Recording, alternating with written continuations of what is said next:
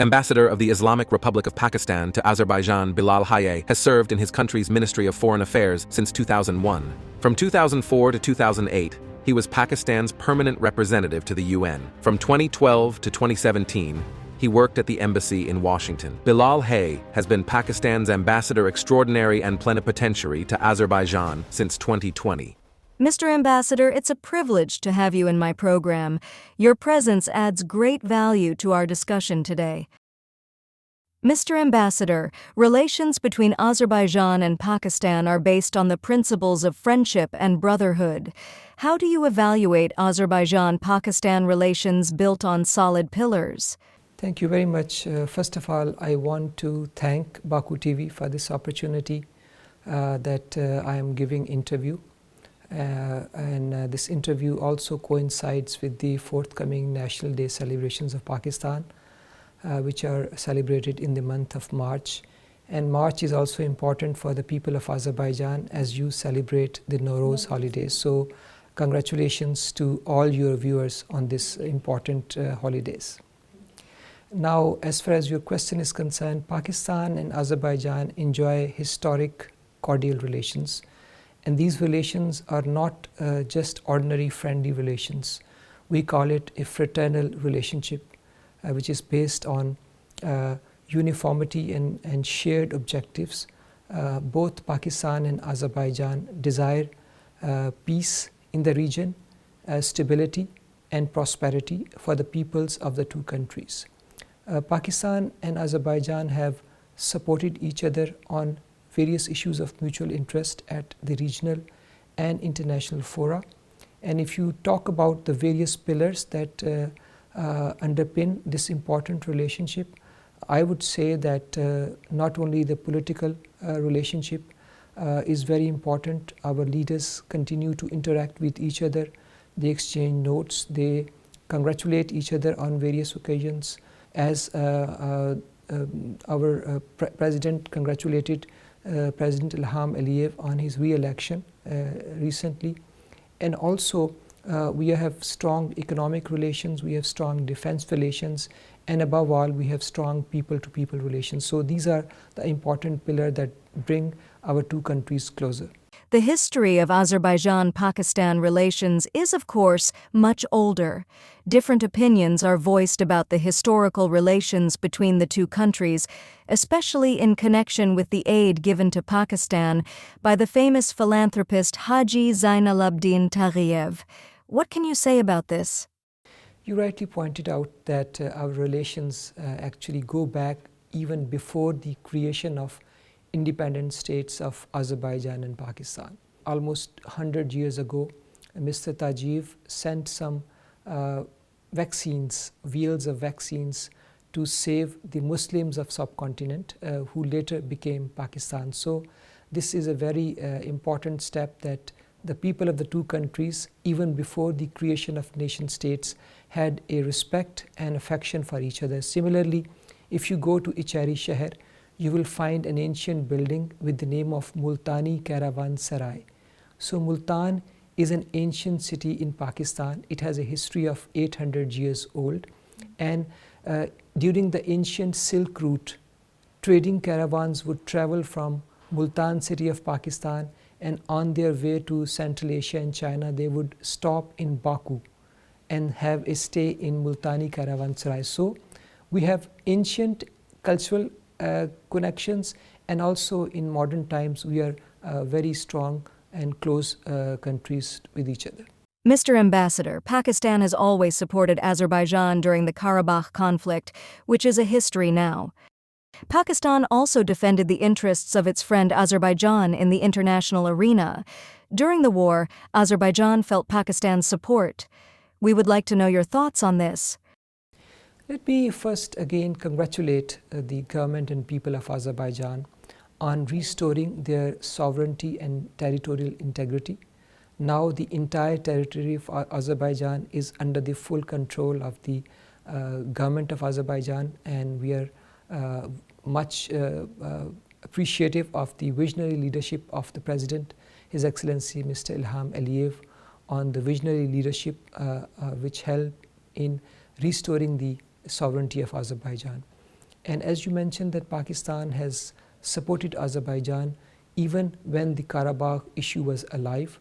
So Pakistan played an important role in the adoption of 4 UN resolutions in the Security Council in 1993. For your viewers, I want to tell them that Pakistan was a non-permanent member of the UN Security Council in the years 1993 and 94, when this issue was brought to the attention of the UN Security Council, and Pakistan played an important role in the adoption of those resolutions. Not only that we supported Azerbaijan diplomatically, but during the first Karabakh War in 1993, Pakistani doctors came here to help the injured soldiers, and many other assistance was provided, including the humanitarian assistance to the brotherly country, which was passing through a difficult time at that stage. So our relationship is old and strong and very deep.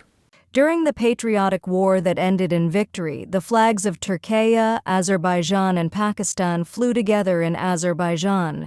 Of course, the reason for this was Turkey and Pakistan's open support in Azerbaijan and love for the people. How do you view the relations of Turkey, Azerbaijan, and Pakistan, and the emergence of 3 brotherly states together in the arena of relations? Yes, as you mentioned that Pakistan, Azerbaijan and Turkey are 3 brotherly countries who have stood together on a number of issues. We have this trilateral cooperation at the level of foreign ministers. We have this trilateral cooperation at various other levels. So these 3 countries are brotherly countries who look at various issues in the same perspective, in the same lens. That is why we are coming closer as 3 brotherly countries, and this cooperation is now expanding in other areas, including economy and trade as well. Azerbaijan and Pakistan cooperate in many fields.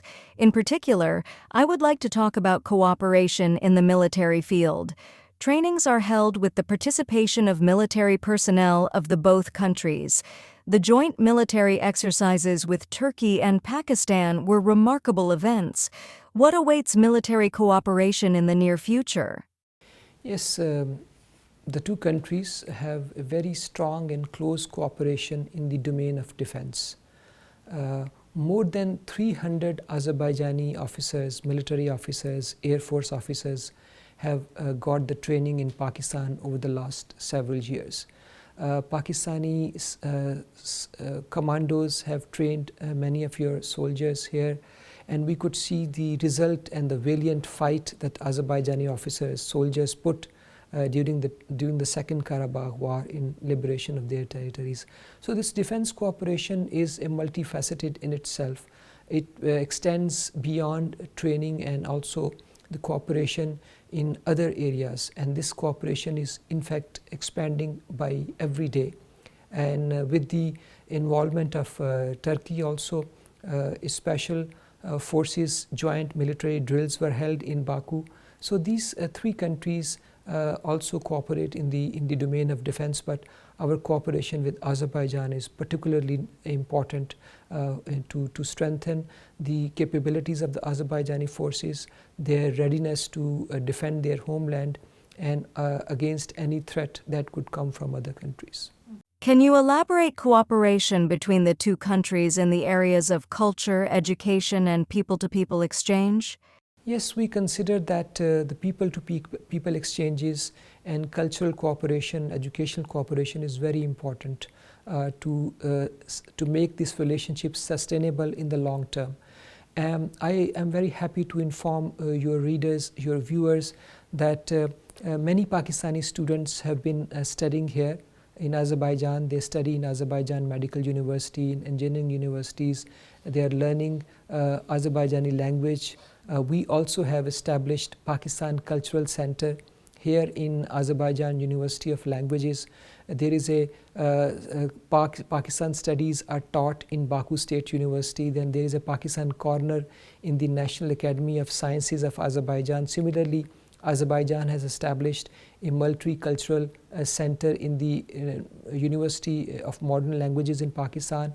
So this cooperation between the culture and the education sectors is very important. You may like to know that as we speak, there is a delegation from Azerbaijan, from the Ichari Sheher administration, visiting the historic city of Lahore in Pakistan, where they are cooperating with the Walled City Authority of Lahore, how to develop and restore their cultural heritage of the two countries. So we have this cooperation very extensive, very deep-rooted, and it is expanding. Since the independence of Pakistan, the Kashmir conflict between India and Pakistan has not yet ended. What is the reason for this? In general, why did the Kashmir issue arise after the independence of both countries?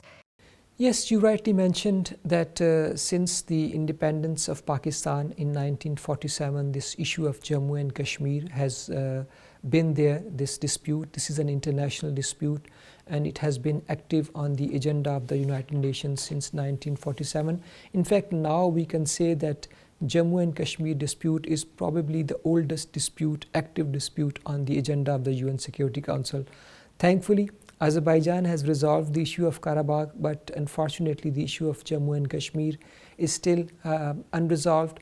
There are multiple resolutions of the UN Security Council on this issue which call for the resolution of this dispute by holding a free and fair plebiscite in the occupied Jammu, in the entire state of Jammu and Kashmir, where people of Jammu and Kashmir will decide about the future prospects, whether they want to live with Pakistan or India. And Pakistan has all along been saying that this right should be given to the people of Jammu and Kashmir because it was promised by the international community, by the United Nations Security Council, and who all the members of the UN Security Council as well as the UN General Assembly are the guarantors of this right to the people of Jammu and Kashmir. We hope that India will listen to these demands and will abide by the promises, because India also committed to the implementation of the UN resolutions. Now, the issue is that India and Pakistan are large countries. They are both nuclear powers. So we consider that the resolution of Jammu and Kashmir should not be and cannot be done through military means, because the military conflict between India and Pakistan would be very devastating, being the nuclear powers, very large countries.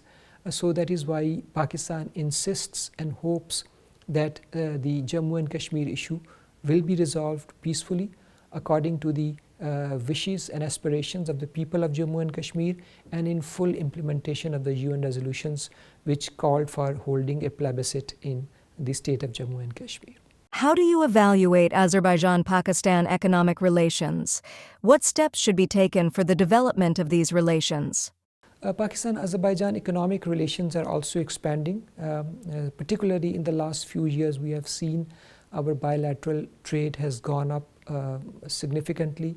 Many Pakistani businessmen are coming here since now we have direct flights between Pakistan and Azerbaijan. So many people not only come to Azerbaijan for tourism, but also for exploring the business opportunities. And thankfully, last year, the government of Azerbaijan announced the import of Pakistani rice without any duty. So that gave an opportunity to the Pakistani exporters to tap this market and export Pakistani rice. But beyond rice, there are many other areas where Pakistan and Azerbaijan can expand their business prospects. The two countries are now discussing how to improve our bilateral trade. So there are various legal mechanisms which are being discussed, including the possibility of concluding a preferential trade agreement which will offer opportunity for Azerbaijani exporters to tap in the big market of Pakistan, and similarly offer Pakistani exporters to send their products to Azerbaijan. In what form can we see the participation of Pakistani companies in their restoration and reconstruction of Karabakh?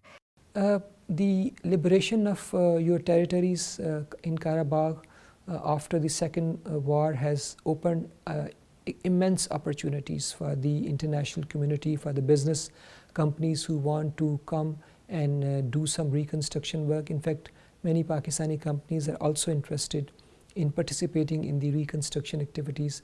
And I can tell you that many Pakistani engineers and technicians and other experts are already working in Karabakh in various projects. They are contributing with their professional expertise for the development of new infrastructure that will be helpful for the development of Karabakh, and also will be helpful to bring the families of refugees, internally displaced people, to go back to their lands. Thank you, Mr. Ambassador, for your insightful contribution to our discussion today. Your perspective has been invaluable. Thank you.